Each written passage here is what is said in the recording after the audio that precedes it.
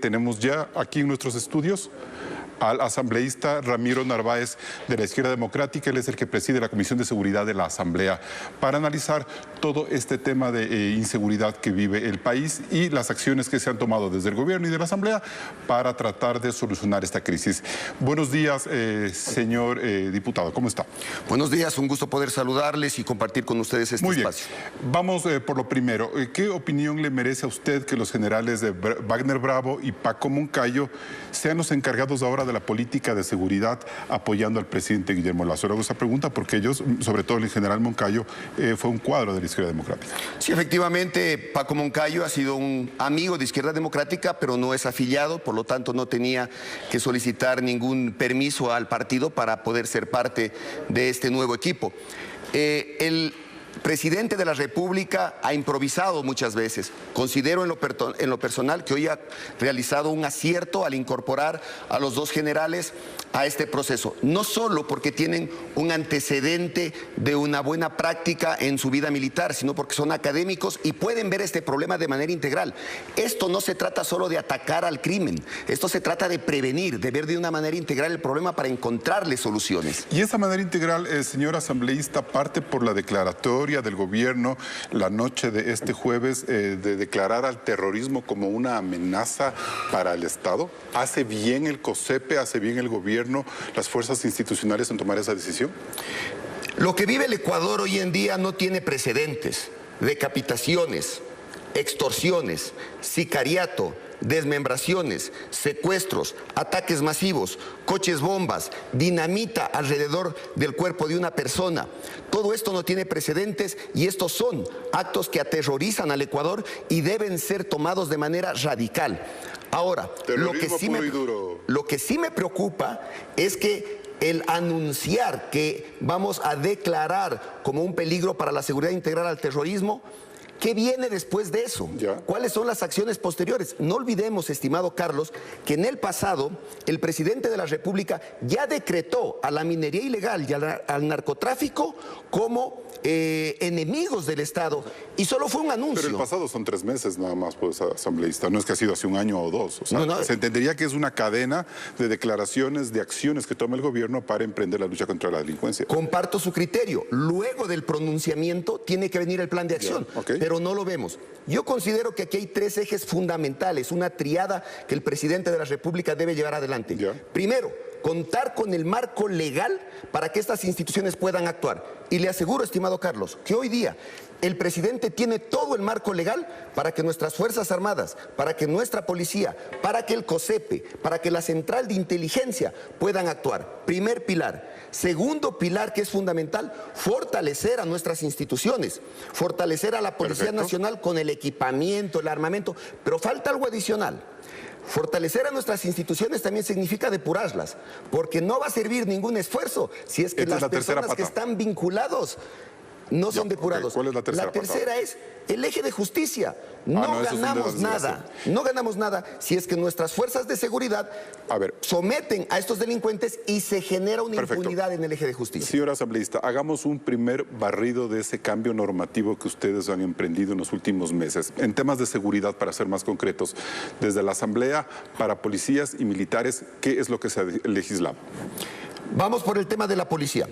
A la Policía Nacional le hemos entregado el uso legítimo de la fuerza para que pueda enfrentar al crimen organizado de manera contundente. Todos esos temas que generaban un temor en los policías de la progresividad, de la proporcionalidad, fueron eliminados. Hoy tenemos una ley del uso legítimo de la fuerza que faculta a nuestros policías que para salvar la vida de un ciudadano o para salvar su vida propia o frente a un riesgo inminente pueden actuar de manera contundente, incluso con arma letal, sobre el delincuente. Uno de los elementos. Señora asambleísta, ¿qué pasa cuando un policía toma esa decisión? Neutraliza a un delincuente, le da de baja, lo mata. ¿Cuál es el siguiente paso? ¿Ese policía en dónde queda? Es separado de sus filas, es suspendido hasta que se investigue el tema, ¿verdad? Hoy día Ese policía no puede ser sentenciado porque actuó dentro del marco legal. ¿Y su trabajo dentro de la policía, sus no pierde obligaciones? ni su antigüedad ni las posibilidades de seguir en su carrera. Lastimosamente. Pero si es separado de funciones, es decir, deja de ser policía, es decir, es un uniformado menos que tenemos en las calles para combatir el crimen. Sus actividades son suspendidas hasta que haya un proceso de investigación, sus actividades, pero no puede ser separado porque está salvando la vida de un ciudadano. Pero, estimado Carlos, ¿es correcto ¿sabe eso? qué es lo más grave? ¿Sabe qué es lo más grave? Que he conversado con decenas de policías y aún no saben que el uso legítimo de la fuerza les permite actuar de esa manera y todavía no saben que tienen seguro de vida, que tienen la obligación de capacitarlos, que tienen la obligación de entrenarlos. Hasta hoy, desde el mes de agosto del año pasado, no les informan a nuestros policías que pueden actuar de manera contundente. Ahora, ¿el juez sí puede dictarle prisión preventiva al policía? El juez puede privarle de la libertad, pero nosotros hemos puesto en la ley y hemos puesto elementos para que el juez, al contrario de privarle de la libertad, no lo someta a esa privación. Hemos puesto, pero que pueda defenderse en libertad, pero no defenderse, porque es mientras se hace el proceso de investigación. ¿Cuánto dura un proceso de investigación? Un proceso de investigación de esta manera depende del eje de justicia, pero serán 2 o 3 semanas, no más, porque el policía actuó dentro del marco legal. El policía neutraliza a una persona, entra 2 o 3 semanas en un proceso de investigación e inmediatamente se reincorpora a las filas policiales a seguir haciendo su trabajo, a seguir patrullando, a seguir controlando el tema de inseguridad. Y no solo eso, sino que el policía también, si es que tiene algún problema de salud mental por haber ejecutado esa acción, tiene que ser atendido. Su familia también es atendida. En el caso de que fallezca, hoy hemos incorporado un seguro de vida. La muerte no tiene precio, pero por lo menos la tranquilidad de la familia de tener un seguro de vida. Esto solo en la policía. En las Fuerzas Armadas, ¿qué no hemos reformado? Las Fuerzas Armadas hoy día, sin ninguna reforma constitucional, pueden coordinar acciones con la policía como lo están haciendo. Pero sobre la base de hechos muy puntuales, que sería interdicción de armas, operativos antidrogas, de armas, minería ilegal. No más allá de eso todavía, ¿no es cierto? Un policía y un soldado no pueden cumplir funciones iguales. Cada uno dentro de sus competencias tiene que actuar. Le hemos dado a las Fuerzas Armadas también el uso legítimo de la fuerza. Si antes del mes de agosto del año pasado un soldado se enfrentaba contra un delincuente y le disparaba, iba preso y tenía que defenderse bajo el argumento de legítima defensa. ¿Cómo iban a actuar? Por supuesto. Hoy día ellos se acogen también al uso legítimo de la fuerza y están dentro del marco legal para actuar de manera contundente. Un elemento. Segundo elemento, le hemos fortalecido también para que puedan hacer acciones coordinadas y puedan entrar a nuestras cárceles sin estado de excepción los 365 días del año e incautar todas las armas de la delincuencia organizada. Porque no lo hacen, pero tienen la herramienta legal. La herramienta legal existe sobre la base de esta última ley, esta reciente ley que se aprobó, la de seguridad integral, ¿no es cierto? Ahora bien, ese tema empata muy bien con la declaratoria del COSEPE de declarar al terrorismo como amenaza del Estado, es decir, ¿es un aporte doctrinario importante este momento, señora asambleísta?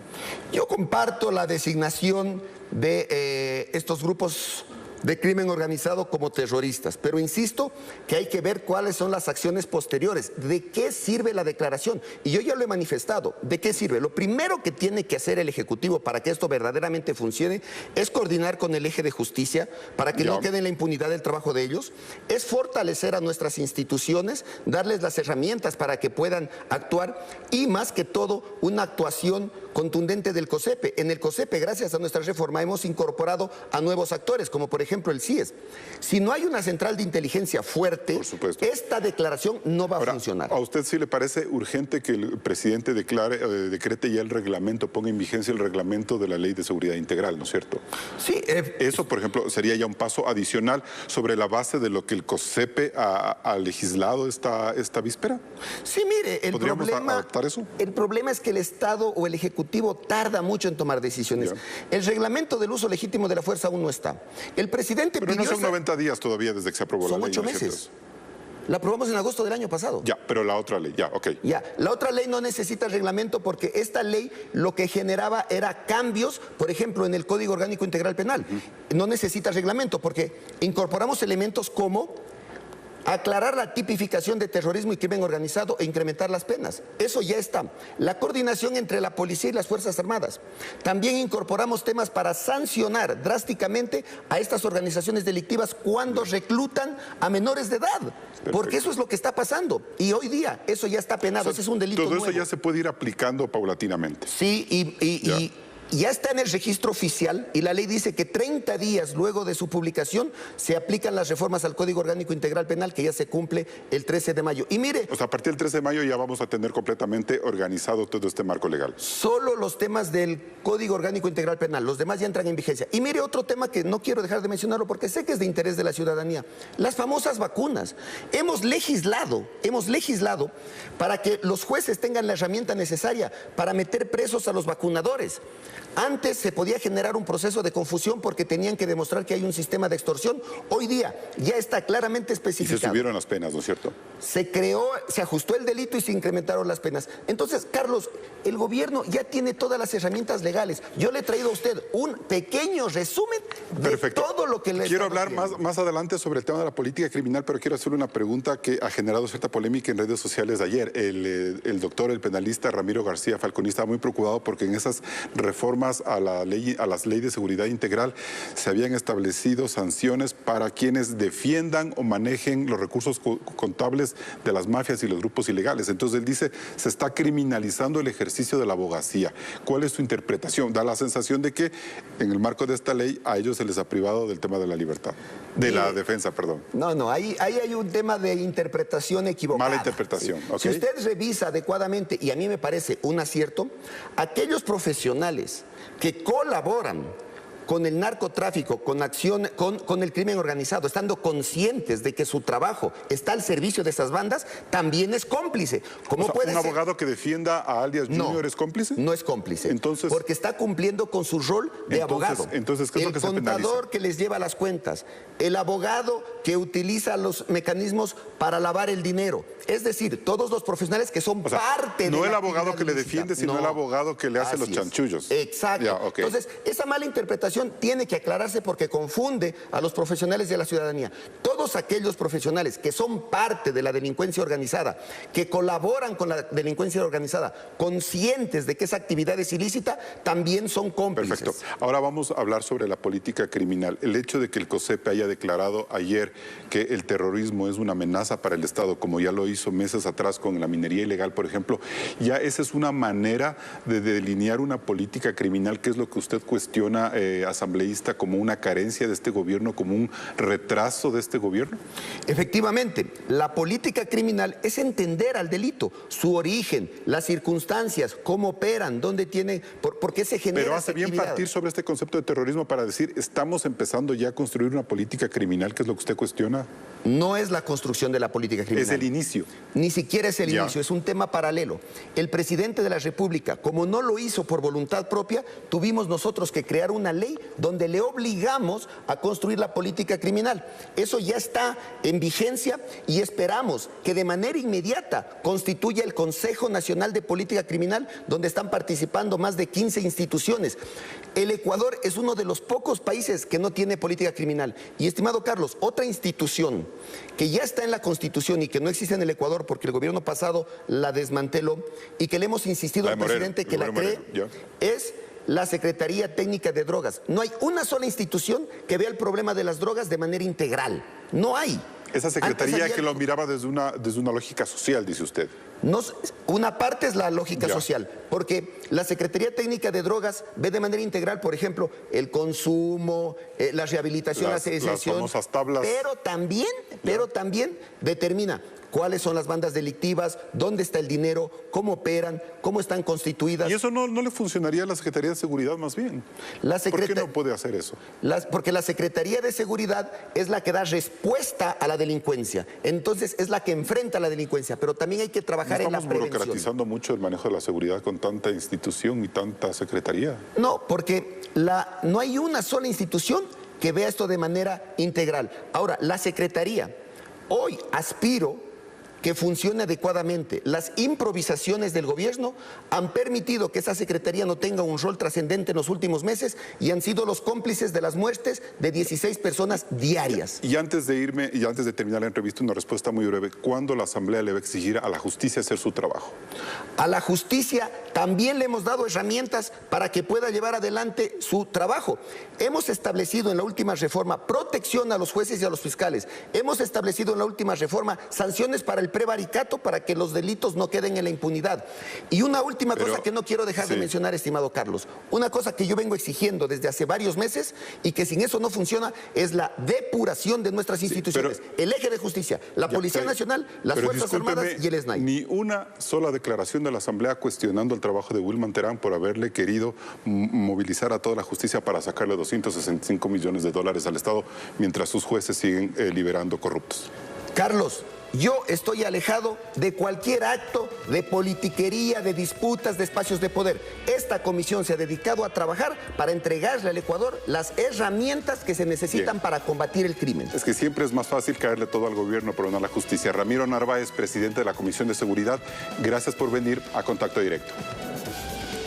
Usted presiona mucho. Bien, 7:12 de la mañana, seguimos aquí. Vamos con los titulares de las noticias más destacadas. Un marino murió y un oficial resultó herido tras un ataque a bala ocurrido en Pozorja.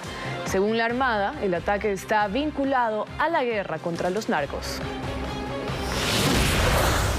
Una jueza ordena el grillete electrónico que se presente 2 veces por semana en la Corte de Justicia y prohíbe la salida del país al asambleísta Peter Calo, acusado de violación. 35 organizaciones de trabajadores se separan de las centrales sindicales tradicionales y conforman un nuevo frente de cara al 1 de mayo. Critican a los dirigentes de siempre y harán su propio recorrido. El correísmo pidió formalmente a la Fiscalía que investigue posibles actos de corrupción en la Comisión de Régimen Económico presidida por Mireya Pazmiño.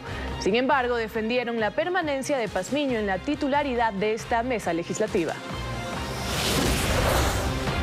Los casos de VIH aumentaron en el país. En los últimos 2 años pasaron de 2.960 en 2021 a 5.142 en 2022, es decir, un aumento de 1.100 pacientes.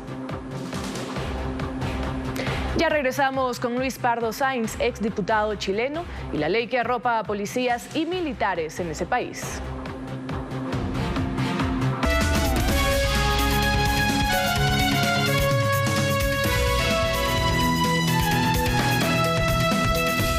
El próximo 14 de mayo la Asamblea debe renovar sus autoridades y hasta ahora hay 2 candidatos confirmados que buscan encabezar el legislativo. Veamos.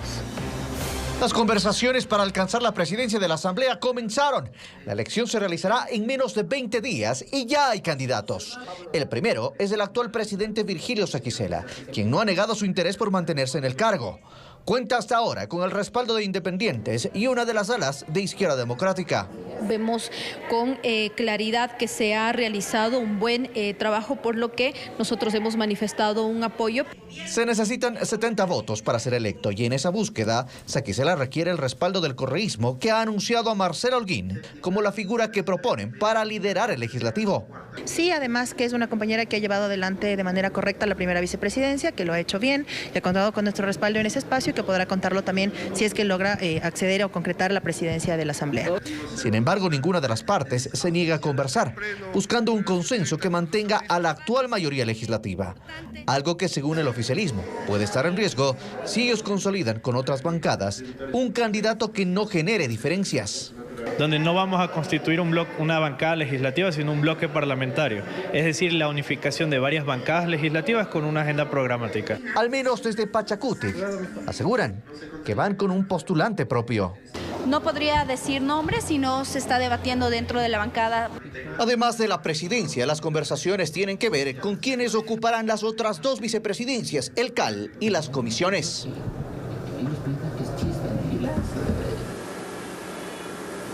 Y bien, le damos nuevamente los buenos días a Luis Pardo Sáenz, quien nos acompaña esta mañana, a esta hora, desde Chile. Gracias por atender nuestra entrevista, señor Pardo. Gracias a ustedes, Carlos. Bien. Muchas gracias. Buenos días. Perfecto, bien. Usted fue uno de los impulsores de esta ley, pero partamos de lo primero. Esta ley que da más fuerza a la fuerza pública, valga la redundancia, para actuar en defensa, en el legítimo derecho a la defensa. Pero ¿cuán grave es la ola delictiva que azota a Chile y por la que el Parlamento dictó esta ley que fortalece en lo penal, en lo operativo y en lo social el trabajo de carabineros y militares? Bueno, ha habido un crecimiento exponencial de la delincuencia. Veníamos con indicadores preocupantes desde hace ya varios años. Sin embargo, a partir de los episodios de violencia pública que se vivieron en el 2019 y una acción muy fuerte y muy ideologizada en contra de las policías, se había producido un debilitamiento muy fuerte de nuestra capacidad de respuesta a la delincuencia. Posteriormente, y al ver cómo esto impactó en la calidad de vida de los propios ciudadanos y cómo el crimen organizado, narcotráfico y la delincuencia se desbordó, el clima de opinión cambió favorablemente como para que pudiésemos aprobar leyes tan importantes como la ley Naín Retamal, que escuchaba el debate o la entrevista anterior en el programa, responde más o menos a criterios similares, es decir, un carabinero, un policía o un militar que ejerciendo labores de defensa o protección del orden público se ve involucrado en hechos en que tiene que hacer uso de sus armas de servicio, ya no queda procesado como imputado, ya no queda además privado de sus funciones y de sus remuneraciones, sino que tiene el legítimo, el ejercicio de la legítima defensa privilegiada a su favor, lo que ha significado ya Pardo, un cambio bastante importante en la tranquilidad y en la seguridad con que las fuerzas policiales ejercen sus tareas diarias. Perfecto. Yo quiero hacerle aquí dos preguntas para que me precise. ¿Por qué razón en 2019 se debilitó la capacidad de manejo de la seguridad pública a los militares y a carabineros o policías? ¿Por qué razón? ¿Fue un tema ideológico el que terminó debilitando ese ejercicio? Lo que pasa es que en el 2019 se produjo lo que se ha llamado el estallido social, pero que tenía un componente delincuencial enorme, con la quema del metro, con los saqueos a supermercados, unos episodios de violencia extrema muy fuertes, inéditos en nuestro país, frente a los cuales la policía obviamente tuvo que reaccionar.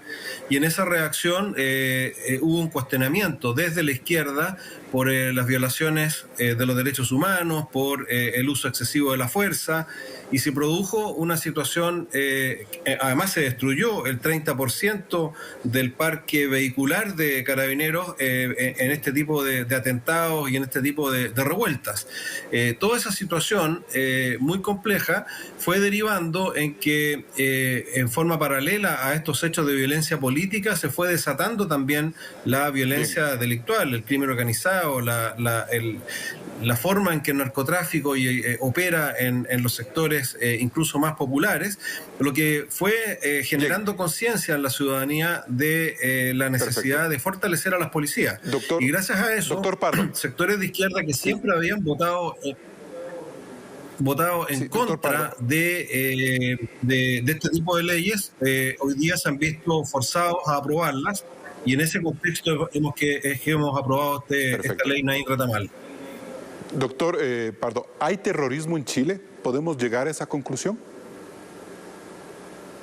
En la zona sur, donde tenemos un área que es la Araucanía, en que hay un conflicto mapuche, que es la etnia principal de nuestro país y particularmente en esa zona, pero que la verdad es que no involucra al pueblo mapuche. De hecho, en la constitución que se acaba de rechazar, que era una constitución supuestamente orientada a los derechos de los pueblos originarios, el 70% del rechazo se logró en esa región.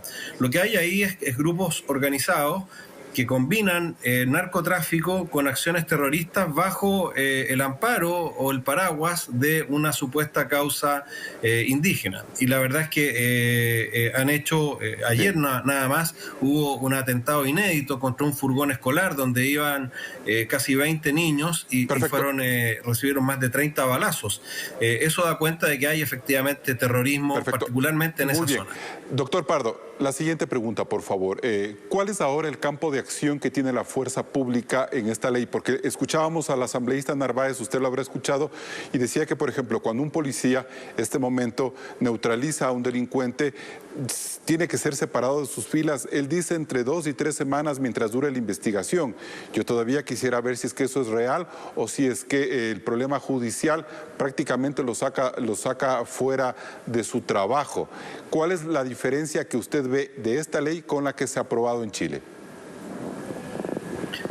Bueno, la verdad es que desde el punto de vista de mi experiencia, además, en todo este periodo en que hemos tenido mucha interacción con las policías y no solamente con los mandos, sino que particularmente con quienes están cumpliendo las labores directamente en la calle, en la población, es que por una parte estaba el hecho de ser imputados y inmediatamente estigmatizados como culpables de una supuesta uso ilegítimo de la fuerza, pero también era muy importante para ellos el ser privados de su remuneración por muchos meses.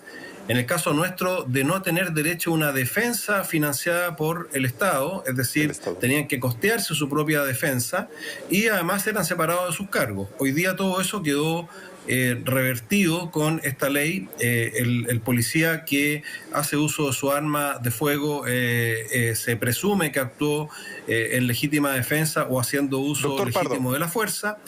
No es separado de su cargo ni de su remuneración. Eventualmente puede ser separado a lo mejor de estar en la calle por un periodo, pero no es separado de la institución ni es estigmatizado como ocurría. ¿Y esto cuándo se produce, doctor Pardo? ¿Cuándo se produce esta acción? Es decir, el policía, el carabinero o el militar puede actuar y esta ley le cobija cuando está en juego su vida o la de un tercero. Es decir, ¿de qué manera la ley blinda al uniformado?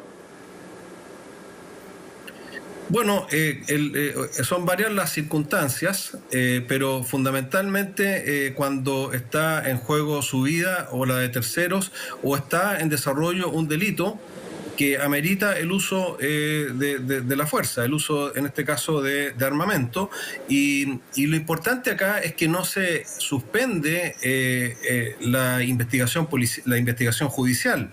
Si el juez llega a determinar en algún minuto que el policía o el militar hizo un uso indebido o inadecuado de su armamento y produjo los daños que haya producido, bueno, en ese momento probablemente el policía o el militar va a ser imputado, pero eso no va a ocurrir sino hasta que haya una investigación judicial que lo acredite, y quien tiene que demostrar eso es el acusador y no el policía o el militar que actuó haciendo uso de sus armas en un contexto del cumplimiento de obligaciones que el propio Estado le ha mandatado. Y creo que esa es la principal diferencia. Perfecto. Y ese tipo de sanción, es decir, si es que se determina que el carabinero o el militar hizo un uso indebido de su arma, de su fuerza, ¿cuál es la sanción? Es decir, ¿se le da la baja de su institución? ¿Va preso? ¿Hay un tribunal especial que le juzga? ¿Le trata como un delito común? ¿O hay unos atenuantes incluso para sancionar un uso indebido del arma y de su condición de militar o carabinero?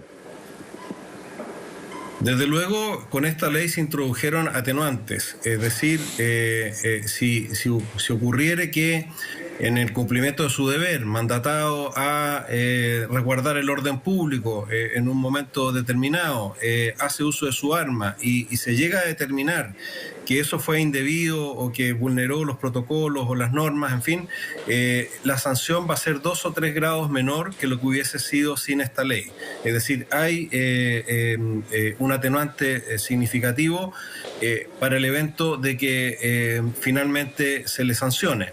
Pero lo más importante, reitero, es que no se parte del supuesto de que actuó indebidamente, sino que se parte de la presunción de inocencia que es de todos los ciudadanos, pero que en este caso es particularmente necesario reforzarla cuando se trata de quienes están cumpliendo labores tan importantes como es el resguardo del orden público y están enfrentados además a condiciones de violencia que hoy día tanto la violencia política climática como el narcotráfico, que a veces además se relacionan y se unen, genera niveles que eran inéditos y para los cuales incluso nuestras policías no estaban preparadas. Entonces, hoy día no se parte de la base de que actuó mal, sino que se parte de la base y en ese contexto hizo uso de su legítima defensa y del derecho, ¿no es cierto?, no solo a defenderse, sino que del deber de protegernos. Ya, desde Chile, señor exdiputado Luis Pardo Sáenz, militar en servicio pasivo, gracias por haber estado en contacto directo. Gracias a usted. Buenos días. Regresamos con más información luego de esta pausa comercial.